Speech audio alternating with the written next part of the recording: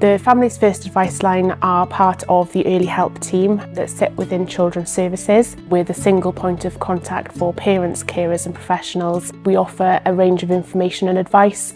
So following our assessment, which is very strength-based, we would obviously identify what's working well for families and what they're struggling with, and based on what they finding difficult at that time, we would put in relevant support.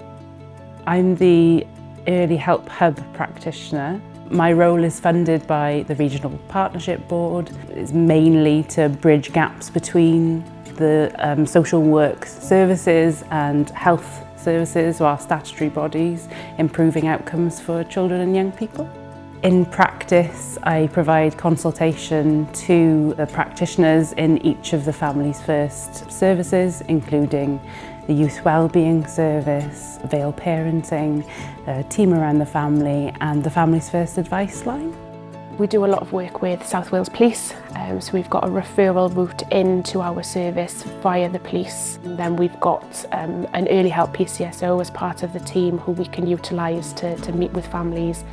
Early help from a policing side is to try and minimise the effects of what might happen from a young age, to try and stop that cycle of kind of re-offending behaviour or turning from nothing to offending behaviour, to try and break that cycle earlier on. So for example, police could be dealing with one particular child for antisocial behaviour, and then that particular child and the family could also be open to other services, but previous to that, the two services don't tend to communicate in between.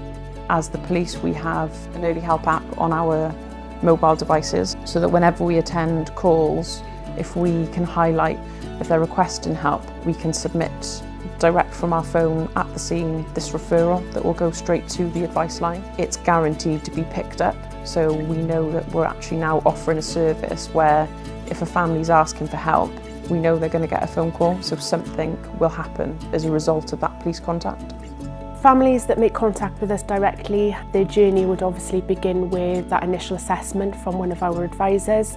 So that primarily takes place over the telephone. Once we've undertaken our assessment and identified what support is required, we would make that referral onwards to the most relevant service then. These consultations help children and families remain with practitioners that they may have worked with for a long time, with a view of preventing escalation of young people's distress, preventing escalation to further services and jumping around between services.